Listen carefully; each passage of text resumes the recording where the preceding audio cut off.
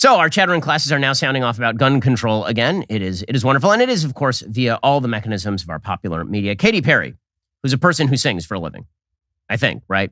And so she was on American Idol, and there was a mass shooting survivor who auditioned on American Idol.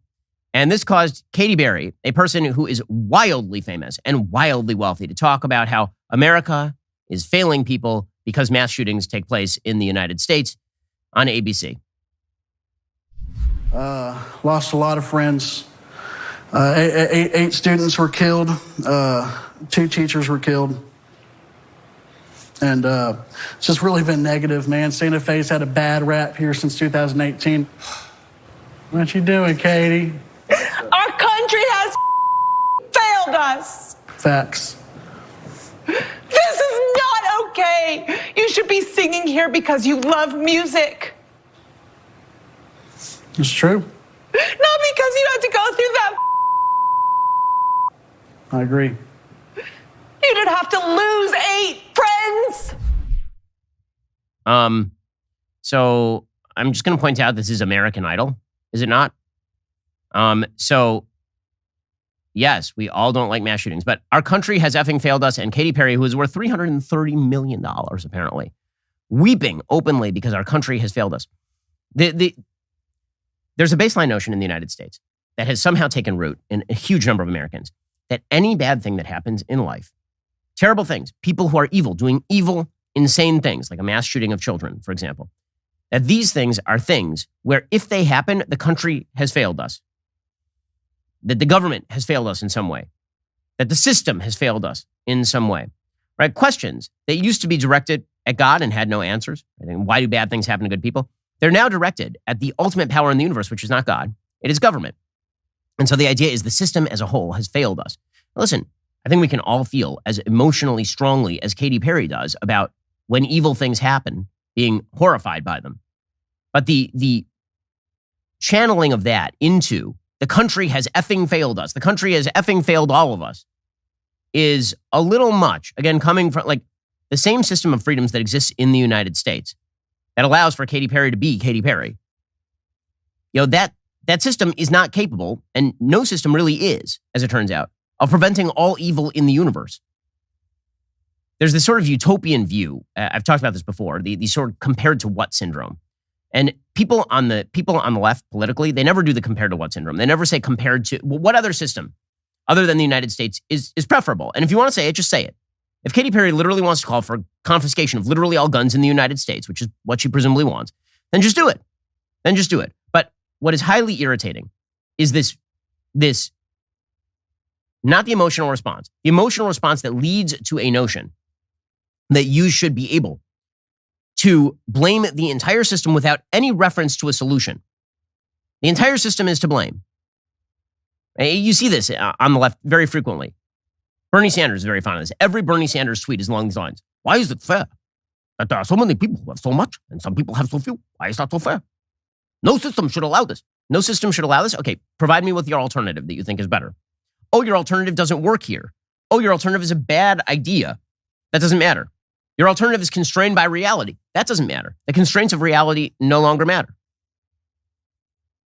They never quite say what they want when it comes to gun control. A few of them do, right? So David Hogg, who famously got into Harvard because he was present at Parkland when the mass shooting occurred. He was rejected from Harvard, and then he reapplied based on the mass shooting and the fact that he was a prominent activist, and then he got in. And he tweeted out, "You have no right to a gun. You are not a militia. When you're talking about your Second Amendment rights, you're talking about a state's right to have what is today the National Guard. The modern interpretation of the Second Amendment is a ridiculous fraud pushed for decades by the gun lobby." Well, I'm first of all amused to see that David Hogg has become not only a pillow magnate, but also a constitutional scholar in his time at Harvard. This is a lie. You do in fact have a right to a gun. And the militia is not, in fact, the nationally run National Guard. Militias at the time of the founding were, in fact, rather informal gatherings of people within the states, all of whom own guns in their homes. So he's just wrong on the facts about all of this. But my favorite thing about David Hogg is his follow-up. So David Hogg followed this up by saying, well, are you saying that we're coming for your guns, or are you saying that we're incompetent? Because it can't be both. No, what I'm saying is that for the left, you're incompetently coming for the guns. That's what I'm saying. Because you don't actually have a plan. There's never a plan. It's just about pure emotional response. A bad thing has happened, therefore do something. The do something routine, it grows quite old because it turns out that in the real world, you actually have to have serious solutions to the problems. But it's amazing because, again, the virtue signal of just showing emotion about a bad thing that happened is so strong in American culture. So I remember I was at an event one time, and it was an event about climate change. And many of the people who were talking were experts on climate change. I'm talking like climatologists from MIT or Caltech. And they were talking about climate change. And they were saying many of the things that I say on the show. Right? Many of the things I say on the show are things like, I don't have to doubt the IPCC estimates with regard to the possibilities, the range of climate change over the course of the century to suggest that many of the solutions that are being proposed just don't work. And there was a very, very famous celebrity who then got up and started yelling at the climate experts. Yelling at them. Screaming and crying at them. Cursing at them. How can you say there's nothing we can do? I've taken all these environmental measures at my own house. I've taken these environmental measures at my own home, and I've done these things. And it's super important that I've done these things. And everybody in the room recognized that what this person was saying had no impact on climate change. And in fact, this person probably, their carbon emissions, I would say, person taking some private jets, their carbon emissions exceed whatever mitigations were taken at this person's property. But the response in the room was clapping. Clapping, right? You clap for the people who don't actually have a connection with a political reality. You clap for those people. You cheer for those people because, again, the tears matter more than the solutions. That is not a way to generate actual political solutions in the country. But I think we're a country that may have moved beyond political solutions. And now it's just about the emotivism. Because again, the implication of when Katy Perry does that sort of stuff is that if you disagree with her on her proposed solutions, which she doesn't even articulate, it's because you don't care. You're fine with people getting shot. And that's the ugliest form of politics. Well, all of this is really, really horrifying. You know what else is horrifying? The prospect of death.